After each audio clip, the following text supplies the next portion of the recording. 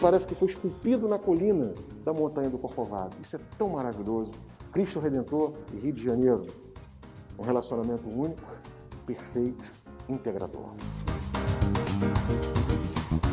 O monumento passou a expressar o sentimento carioca, o espírito do nosso país, um rosto fraterno, um rosto acolhedor, realmente que abraça e dialoga com todas as culturas, com todas as nações e outros credos também.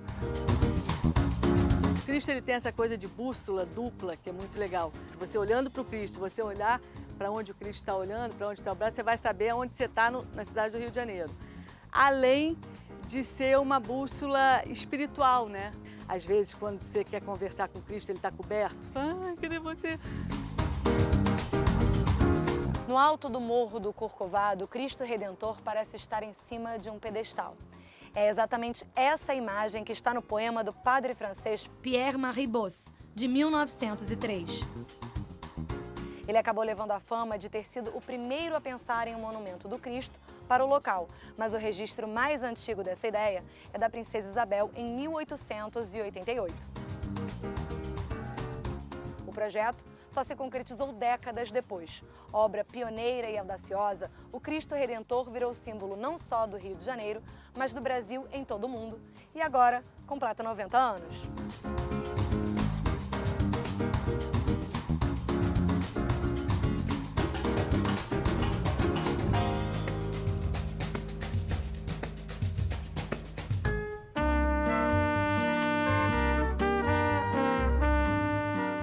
O Rio de Janeiro era a capital federal do país quando, em 1921, um grupo de cristãos se mobilizou para a construção de uma estátua do Cristo que marcasse as comemorações do centenário da independência no ano seguinte.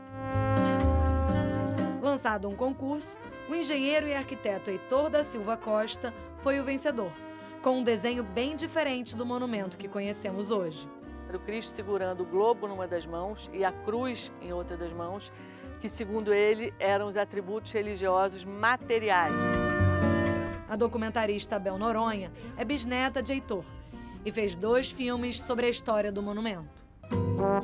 O Pão de Açúcar e o antigo Morro do Castelo, no centro da cidade, chegaram a ser considerados como locais para a construção. Definido o Corcovado, um abaixo-assinado foi decisivo para que o governo autorizasse a obra. Um grupo de mulheres, lideradas pela escritora Laurita Lacerda, 20 mil mulheres, foram até o presidente Epitácio Pessoa pedir autorização para a construção.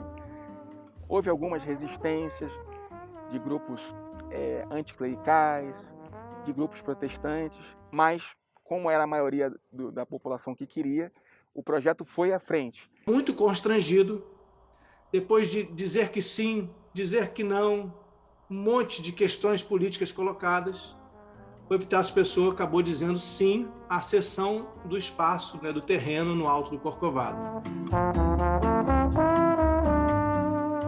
O projeto original foi exposto ali na esquina da Avenida Rio Branco com a Rua do Ouvidor, uma loja chamada Chapelaria Watson.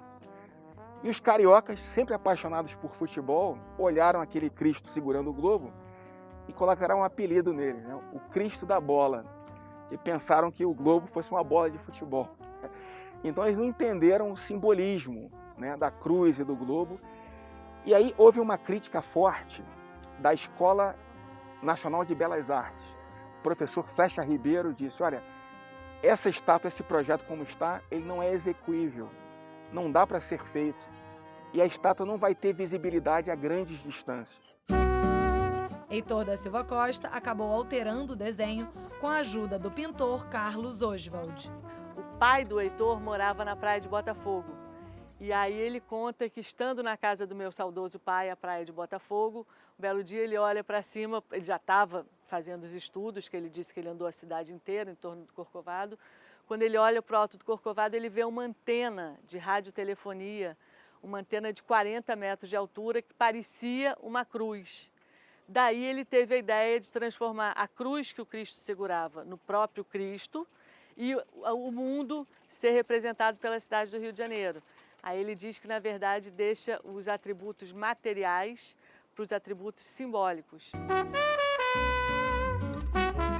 Da praia de Botafogo, da lagoa, escondido no meio dos prédios e do alto das favelas, a imagem compõe um horizonte carioca e é admirada diariamente por milhares de pessoas. Mas poucos têm tanta intimidade com o Cristo Redentor como o Wilson. Ao chegar, eu gosto sempre de subir meus 222 degraus de escada, eu dispenso o elevador. Isso já tornou um hábito meu e isso me faz muito bem. Ao chegar, eu me deparo com a imagem do Cristo Redentor e me faço uma oração, para agradecer para o dia de hoje, que o dia possa transcorrer da maior tranquilidade possível para mim, todas as equipes de trabalho que trabalham aqui e também para os turistas também. E assim me dirijo para a capela, faço as minhas orações também lá que eu faço e abro as portas e começo o dia. Cada dia é um flash diferente, Eu estava aqui mais dizendo, você da porta da capela dá para ver a vista chinesa, eu nunca tinha visto. Então quer dizer, nem tudo a gente vê, nem tudo a gente sabe. Às vezes eu não vejo o dedo de Deus, está lá tão longe, lá Teresópolis, está lá o dedo de Deus. Pô, daqui dá para ver o dedo de Deus, uma coisa impressionante. Foi essa visão ampla que fez com que Dom Pedro I estabelecesse no alto do Corcovado um posto de observação militar em 1824. O local, logo depois, passou a atender a vocação que exerce até hoje.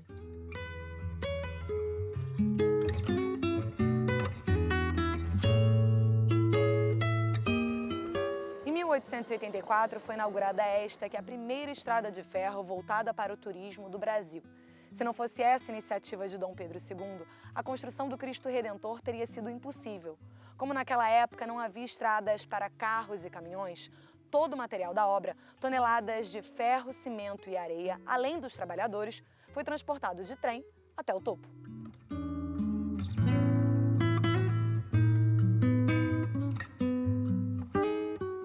Nós estamos aqui mostrando aqui a 4ª geração dos trens. É o que tem de mais moderno na engenharia ferroviária do mundo. E você vê a cronologia, quer dizer, desde a Maria Fumaça, passando por essa locomotiva elétrica, a 3ª geração que funcionou até 2 anos atrás é essa mais moderna, que tem todo conforto, segurança para os usuários. Então mudou tudo. No início a viagem demorava mais de 50 minutos, quase 1 hora, e hoje os trens fazem 17 minutos, com velocidade controlada.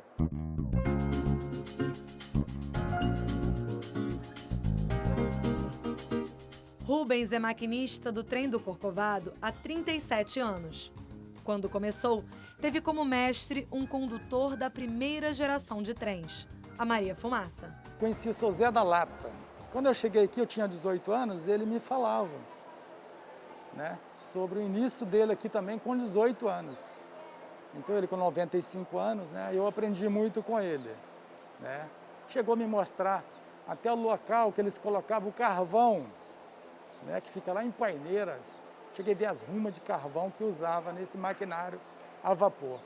E para mim foi um prazer enorme.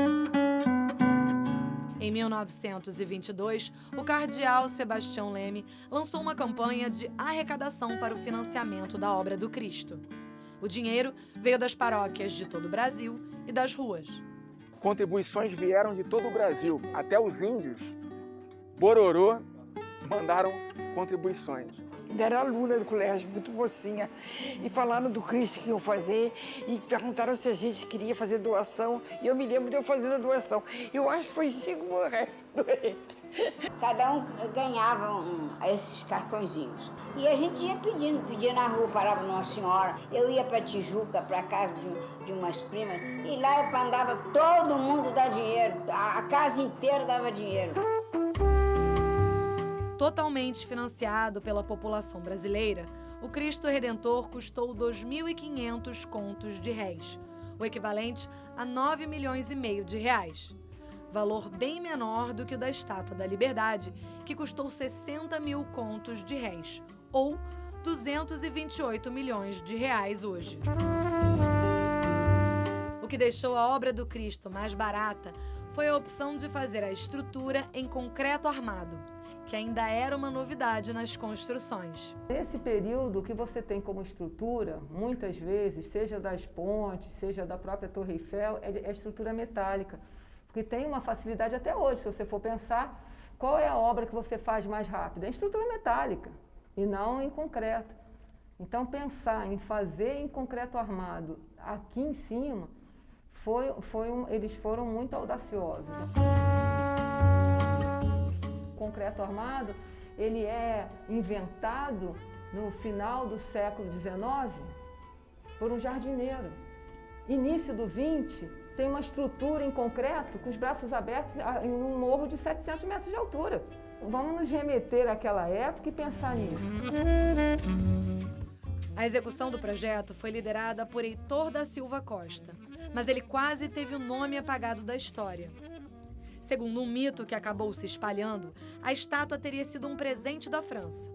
Mesmo ouvindo os relatos da família, Bel Noronha chegou a duvidar que o bisavô fosse realmente o autor do projeto. Eu achava que a minha família estava equivocada. A minha tia Tereza, que é viva ainda, ela desde sempre escrevia para os jornais dizendo que estava errado, porque sempre saía nos jornais francês, feito por um francês, blá, blá, blá. Ela escrevia cartas para os jornais com documentos, não, foi feito pelo brasileiro, Heitor da Silva Costa, Eu acompanhava isso. Eu fui achando que era francês, presidente do governo francês, tinha vindo aos pedaços para o Brasil. Eu fui buscar, ao fazer o documentário, aprender e, quando eu li isso tudo, eu falei, caraca, tudo errado. Heitor foi a Paris em busca de parceiros para o projeto inovador. Encontrou o engenheiro Alberto Cacot, responsável pelos cálculos da obra, e o escultor Paul Landowski, que criou a estátua. Paul Landowski, primeiro ele fez uma maquete, fez várias maquetes, e foi aprovando essas maquetes com o Heitor. Algumas foram enviadas de navio para o Brasil e também discutidas com o cardeal Leme. E até que ele chegou na terceira maquete, foi uma maquete de 4 metros. Então essa foi a principal referência para a obra. Ele mandou de navio a cabeça inteira do Cristo, com seus 3,75 metros, e mandou também as mãos, porque é muito delicado, né? Numa escultura, é um ponto muito sensível, amor. Ele queria que a cópia saísse perfeita. A obra começou em 1926 e terminou 5 anos depois. É um projeto que engloba engenharia, arquitetura e escultura nessa ordem. Diz que a engenharia é o mais importante por causa do concreto armado, né?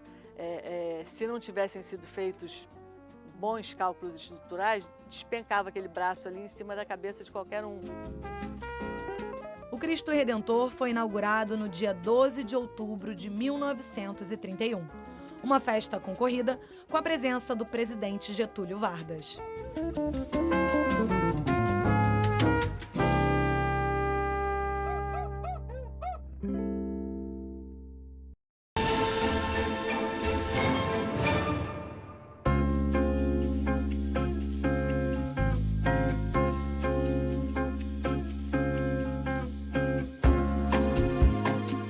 Na parte interna do Cristo Redentor, as escadas unem 12 platôs ao longo do corpo. A qualidade dessa obra para a época é uma coisa que realmente chama a atenção. É uma qualidade, não é para a época, é uma qualidade que chama a atenção para os dias de hoje. Isso é que é o mais espantoso, de você hoje não encontrar estruturas muito mais recentes com a qualidade que foi feita essa. É uma qualidade que você vê desde a carpintaria, que foram esses mestres que fizeram essas formas. E, inclusive com o preenchimento, porque quando você olha uma coluna dessa e não encontra nenhum elemento vazado, é que ela foi muito bem preenchida, mas a gente está em 1926. E para a gente conseguir fazer isso, a gente não tem os equipamentos, os vibradores que existem hoje. A única parte da estátua que é igual, dentro e fora, é o coração.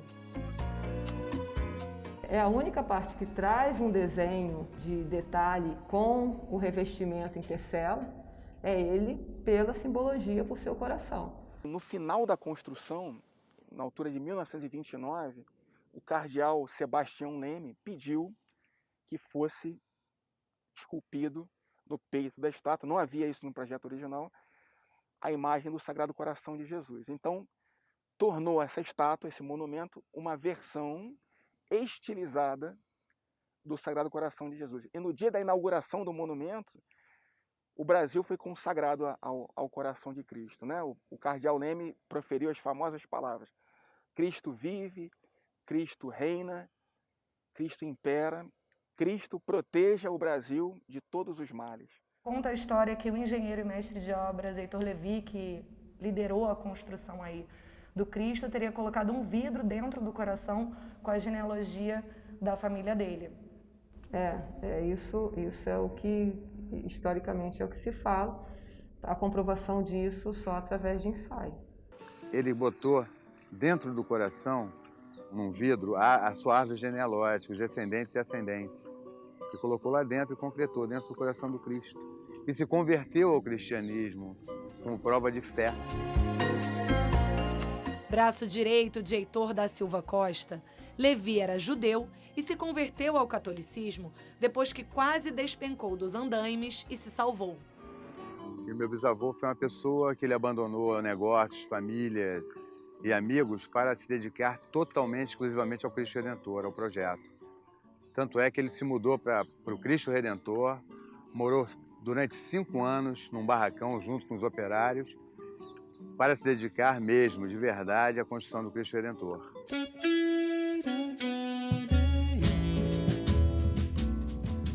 Estar no alto do Cristo Redentor é como estar em cima de um prédio de 13 andares, no topo do Morro do Corcovado, que fica a 710 metros do nível do mar.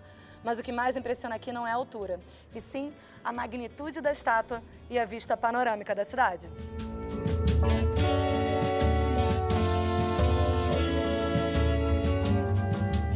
A primeira vez na estátua provoca impacto. Falar a verdade, a gente nem dormiu ontem já pensando em vir pra cá, né? Ansiedade, né? Que a gente estávamos, porque como a gente estava aqui no Rio, a gente só via por fotos, as pessoas por televisão. Ah, o Cristo, não sei o quê. Gilmar e Marcela se mudaram de Aracaju, em Sergipe, para o Rio e, enfim, tiveram a chance de conhecer o monumento que foi eleito uma das 7 maravilhas do mundo moderno. Foi diferente porque a gente via ele bem pequenininho de longe, né? Quando chegou aqui, esse monumento é enorme. Então, é muito gratificante. Surpreendeu bastante. Comecei a tirar fotos e mandar para meus filhos.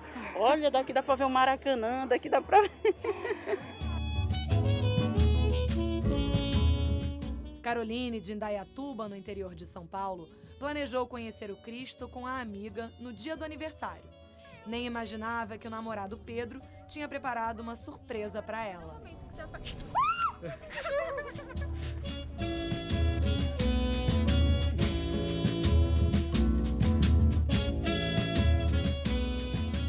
Nossa, eu tô muito ficando anestesiada ainda. Cheguei hoje 5h30 da manhã aqui no Rio, fiquei mucuzado perto do trenzinho aqui, esperando ela entrar, já vi ela entrando, fiquei escondido. Foi muito mais do que eu esperava, foi muito mais do que eu imaginava, deu extremamente tudo certo. O casamento eu mando o convite pra vocês.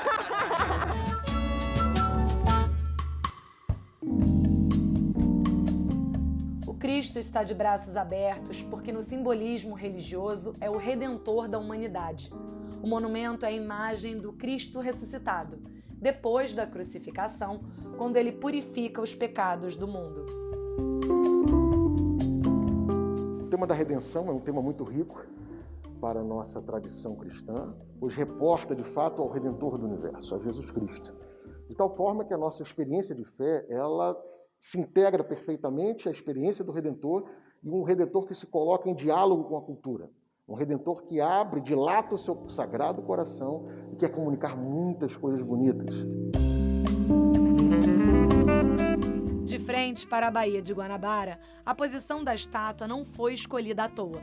A ideia era que o Cristo Redentor recebesse os visitantes que chegavam de navio na principal porta de entrada da cidade no período da construção.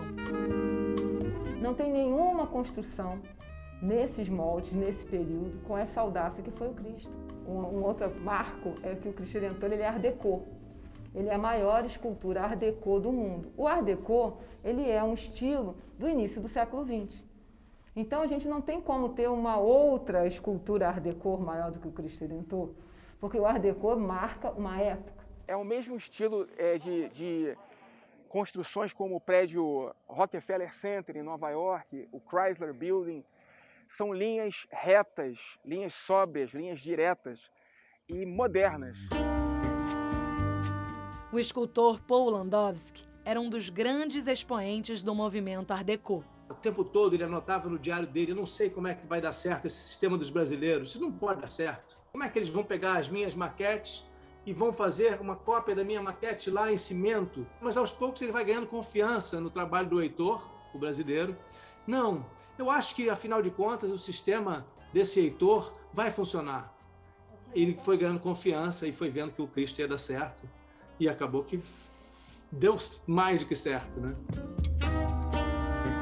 De perto é possível ver os detalhes do revestimento da estátua. Um mosaico composto de pequenos triângulos feitos de pedra-sabão. Heitor da Silva Costa teve como inspiração obras de Aleijadinho, escultor do Brasil colonial e representante do barroco mineiro.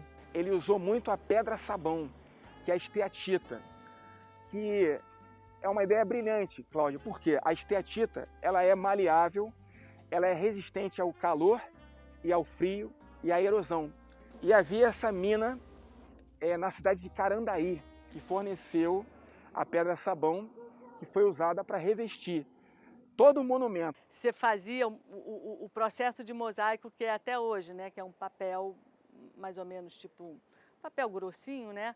Que você passa uma espécie de... É um cimentinho que você passa, no caso, na pedra-sabão, você cola naquele papelão, você enche aquele papelão, você leva para o monumento original, você passa uma nova camada, você gruda aquele papel, passa a água e tira.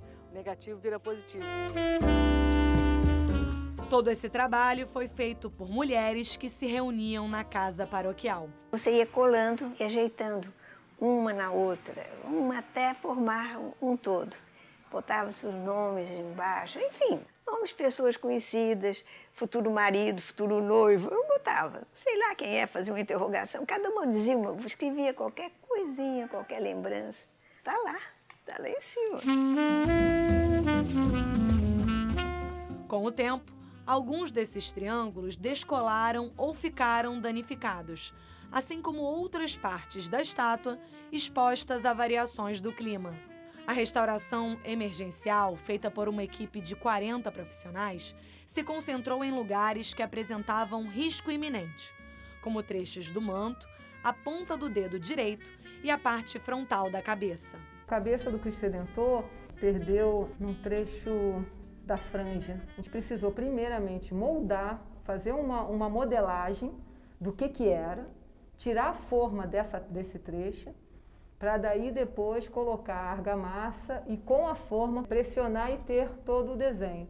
A partir da forma a gente também usa um pano e faz toda a colagem das tecelas da maneira que se fazia no início do século passado. Outra parte do trabalho é a restauração preventiva. A estátua é atingida por uma média de 5 raios por ano e suporta ventos de até 250 km por hora, 4 vezes mais fortes do que os ventos na época da construção. Agora, o monumento ganhou uma mini estação meteorológica que calcula as rajadas com precisão. A estação meteorológica vai nos garantir uma leitura da carga do vento, da quantidade de umidade, da diferença de temperatura, gradiente de temperatura. A gente está aqui no Cristo Redentor, pode estar 40 graus, passa uma nuvem, essa temperatura despenca. Despenca para quanto? Qual é essa diferença? Quando venta muito, Marcos precisa interromper o trabalho na estátua. Ele já era restaurador e fez um curso de alpinismo especialmente para participar da equipe que preparou o Cristo para o aniversário de 90 anos. Assim, o medo é constante, né? Você não consegue ficar sem sentir ele. Mas você vai se acalmando, vai se acostumando, entendeu? cada posição é uma diferente da outra, então naquilo que você já estava confortável, quando você muda a posição, você já fica com um pouco de receio, mas tudo feito na segurança, você confia no equipamento, então não tem esse problema. E com relação a trabalhar aqui é único, né? Eu acho que, sei lá, se perguntar 100% dos alpinistas, eles queriam estar pendurados no Cristo Redentor, essa é a verdade. Então, não tem nem palavras para explicar, né? Porque além de você participar de uma restauração, né? Ou igual fizemos da cabeça, foi uma coisa bem, assim, pontual, mas bem, assim, impactante, né? Gratificante, muito, muito. O Heitor é meu bisavô, que eu tenho muito orgulho, assim, acho que ele era uma pessoa extremamente inteligente e deu de presente pra gente esse Cristo Redentor. Esses realizadores, né, os engenheiros, os arquitetos, os escultores, foram audaciosos, do mesmo jeito que toda aquela galera que ficou aqui, sem EPI e com um desejo enorme, porque eu fico imaginando isso quando nós, da equipe, fazemos as coisas com tanto amor. Você imagina para eles que estavam construindo o Cristo Redentor, que tipo de compromisso que essa galera não tinha aqui, sabe? Com o dinheiro que foi do povo carioca, o povo brasileiro. Acho que é um momento importante da gente olhar para a nossa história, é a história do Brasil que está no Cristo Redentor. Não é a história de algumas pessoas, nem de uma certa igreja, é a história do Brasil que está ali. Envolve a política, envolve a república, a monarquia, envolve o Getúlio Vargas, que foi quem inaugurou. Há um grande contexto brasileiro no Cristo Redentor. Não é à toa que quando tem um problema no Brasil, as revistas internacionais colocam o Cristo na capa. O Cristo é a imagem do Brasil, né?